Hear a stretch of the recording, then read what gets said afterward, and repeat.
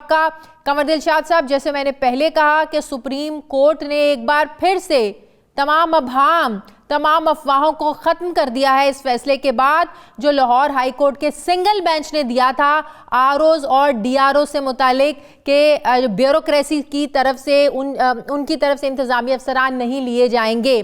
तो इसका मतलब ये हुआ कि अब ब्यूरोक्रेसी के ही आरओज डीआरओज होंगे। सुप्रीम कोर्ट के फैसले के बाद यही चीज समझ आ रही है। नहीं, इसमें सबसे बड़ी अहम बात, जैसे आपने इंट्रोडक्शन रिमार्क्स में सारे मामला जो है बता दिए हैं, पेश कर दिए हैं अच्छे लफ्जों में, लेकिन सबसे बड़ी अहम बात यह है कि अभी तो फैसला होना बाकी है।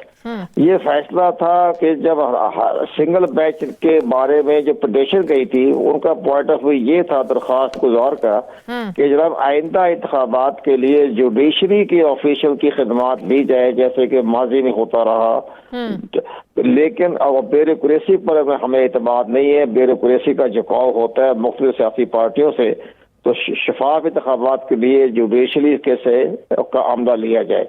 तो असूली तौर पर तो जिस दरख्वास्त गुजार ने दरख्वास्त दी उसने तो जुडिशरी पर एतमाद किया और उन्होंने कहा कि हमें जुडिशरी पर एतमाद है, अब उन्हीं के रिटर्निंग ऑफिसर आने चाहिए। लेकिन अभी जो फैसला सुप्रीम कोर्ट पाकिस्तान ने किया उसको साथ ये भी फैसला कर देते कि ठीक है कि जो इलेक्शन कमीशन ने फॉर द टाइम भी जो रिटर्निंग ऑफिसर अपॉइंट किए उनको तो हम बहाल करते हैं, वो जो नोटिफिकेशन मुअत्तल किया था उसको हम कायम करा देते हैं। लेकिन अभी चंद दिनों के अंदर अंदर भी आपके जुडिशियल ऑफिसर का तकर्रुर के बारे में भी फैसला हो जाना चाहिए था। वो पिटीशन का फैसला नहीं हुआ और वो पिटीशन का फैसला 18 दिसंबर को जो लार्जर बेंच है वो फैसला करेगा। अच्छा, अभी लार्जर बेंच की कार्रवाई होनी है। सुप्रीम कोर्ट ने तो वो रोक दिया कार्रवाई से लाहौर हाई कोर्ट को।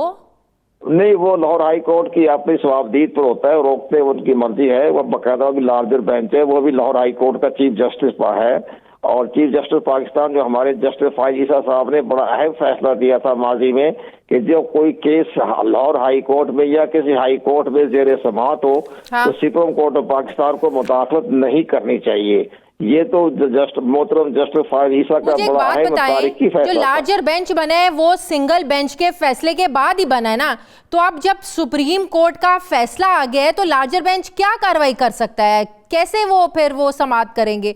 सुप्रीम कोर्ट ने तो कह दिया है, ये तो आज का फैसला भी फिर पत्थर की पर लकीर ही समझा जाए ना। जब चीफ जस्टिस ने कहा था कि 8 फरवरी को होने वाले इलेक्शन अब पत्थर पर लकीर है, कोई अभाम नहीं है। जब कोई अभाम नहीं है तो अब फिर कैसे जो है वो लाहौर हाई कोर्ट का लार्जर बेंच इस पर दोबारा समाअत करेगा? नहीं, बड़ा ठीक है, हम बिल्कुल। सबसे बड़ी बात यह कि इलेक्शन तो 8 फरवरी को ही हो रहे हैं और इसके बाद आज ही इलेक्शन शेड्यूल भी जारी हो जाएगा ताकि 54 डेज की जो शर्त है सेक्शन 57 के तहत वही पूरी हो जाएगी। लेकिन माजी में एक ऐसा वाकया मैं बताता हूँ आपको कि जब ये 1988 में जब ये ज़ियाउल हक के डेथ के बाद जो इलेक्शन हो रहे थे तो पूरे पाकिस्तान में रिटर्निंग ऑफिसरान जो थे वो ब्यूरोक्रेसी से लिए गए थे। तमाम की ड्यूटियां हो गई थी, कागजात नामजदगी वसूल करने शुरू हो गए थे, लेकिन बेनजीर भुट्टो साहिबा ने गुलाम इसहाक से मुलाकात की और उन्होंने कहा कि हमें ब्यूरोक्रेसी पर एतमाद नहीं है, आप जुडिशरी से हमने अमला दिया जाए। सही। उसी वक्त ऑर्डिनेंस जारी हो गया और तमाम रिटर्निंग ऑफिसर बदल दिए गए और रातों रात ही जुडिशरी का ऑफिसरान आ गए और कागजात नामजदगी का अमल शुरू हो गया। तो यहाँ तो एक माजी की मैं मिसाल दे रहा हूँ, आप माजी की मिसाल दे रहे हैं। आप 2002, 8, 2013, 2018 देख लें, अदलिया के आरओज डीआरओज थे। 2013 के इलेक्शन को जरदारी साहब ने आरोज का इलेक्शन किया। ये वही इलेक्शन थे जिस पर तहरीक इंसाफ ने धरना दिया, जिस पर तहरीक इंसाफ ने 35 पंक्चर लगाने का इल्ज़ाम दिया। फिर 2018 के इलेक्शन जिसमें अदलिया के इंतजामी अफसरान थे वो भी इस निगरानी में हुए। उसके बाद आपने देखे किसने उन इलेक्शंस को माना, क्या नून लीग ने माना या पाकिस्तान पीपल्स पार्टी ने माना?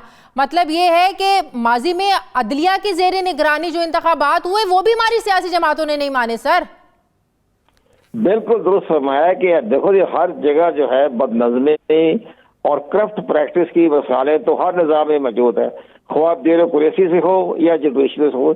इनकी दोनों का कोई मिसाली किरदार तो नहीं है। इन हालात को देखते हुए जो पिटीशन किया अपने सईद अली जफर, उनको नहीं चाहिए था, ठीक है, कि इलेक्शन कमीशन पाकिस्तान ने जुडिशरी के बजाय जुडिशरी बार बार रिक्वेस्ट की।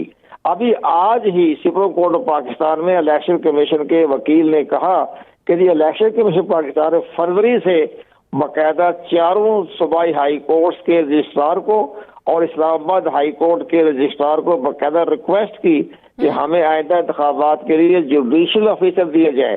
तो इन्होंने जो इनकार तो नहीं किया, गुरेज किया जवाब देने से। तो वो तो इलेक्शन कमीशन का पॉइंट ऑफ व्यू तो सामने आ चुका था। तो यहाँ ये फैसला करना चाहिए था सुप्रीम कोर्ट ऑफ पाकिस्तान के ऑनरेबल चीफ जस्टिस ने। तो आप कह रहे हैं कि इलेक्शन कमीशन का कसूर नहीं है, जब हाई कोर्ट्स ने गुरेज किया जवाब देने से तो मजबूरन वक्त को मद्देनजर रखते हुए इलेक्शन कमीशन को फैसला करना पड़ा कि आरओज और डीआरओज ब्यूरोक्रेसी से लिए जाएं। ये दुरुस्त किया इलेक्शन कमीशन के चीफ इलेक्शन कमिश्नर ने।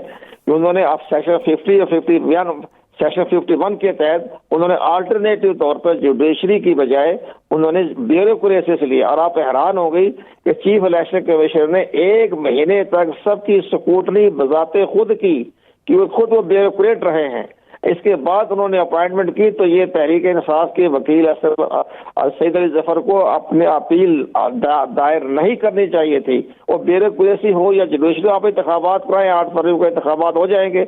अगर कोई करप्ट प्रैक्टिस करता है उसके खिलाफ बाकायदा एक्शन है, वो भी हमारे एक्ट में लिखा हुआ है। तो उनको बिला वजह वो गए हैं सुप्रीम हाई कोर्ट में, जिसकी वजह से अभाम पैदा हुआ, लोगों के अंदर बाकायदा बदगमानियां पैदा हो गई, इलेक्शन पोस्टपोन होने खतरा पैदा हो गया। हमारा भी तबसरा ये था कि अगर ऐसी कोई बात होगी तो चंद रोज के लिए शायद मुलतवी हो जाए, लेकिन बहरहाल सुप्रीम कोर्ट ऑफ पाकिस्तान ने तमाम खतरात खदशात अंदाजा खत्म कर दी। अब दूसरी बात यह है, अब तहरीक इंसाफ की अभी कोर कमेटी का इजलास हुआ है, इस फैसले के बाद वो फिर से लेवल प्लेइंग फील्ड की बात कर रहे हैं। आज चीफ इलेक्शन कमिश्नर ने भी कहा है, जिसकी मुझे भी समझ नहीं आई, उन्होंने कहा है कि इलेक्शन शेड्यूल के बाद हम तहरीक इंसाफ को भी लेवल प्लेइंग फील्ड देंगे। तो इस बात का क्या मतलब हुआ? वो तो कब से लेवल प्लेइंग फील्ड मांग रहे हैं और आप कह रहे हैं कि इलेक्शन शेड्यूल जारी होने के बाद देंगे। कानून के मुताबिक जो इलेक्शन का कानून है, जिसके बाकायदा सेक्शन 57 में लागू होता है, जितने भी लागू होते हैं, उसके तहत जब इलेक्शन शेड्यूल जारी हो जाए तो तमाम सूबाई हुकूमत और वफाकी हुकूमत वो इलेक्शन कमीशन के ज़ेरे ताबे हो जाती है, तमाम इदारे, तमाम एडमिनिस्ट्रेशन। तो अब इलेक्शन कमीशन ने ठीक कहा है कि जब हम शेड्यूल जारी करेंगे तो फिर हमारे अंदर तमाम इख्तियारात हमारे पास आ जाएंगे, तो फिर हम लेवल प्लेइंग फील्ड के बारे में एक अहम किरदार अदा करने की पोजीशन में हो जाएंगे। तो वो फैसला उन्होंने इलेक्शन एक्ट के मुताबिक किया है। ठीक है, बहुत बहुत शुक्रिया। साबिक सेक्रेटरी इलेक्शन कमीशन का शाद साहब मेरे साथ थे, बहुत शुक्रिया आपका। मुझे ब्रेक लेनी है नाज़रीन, वापस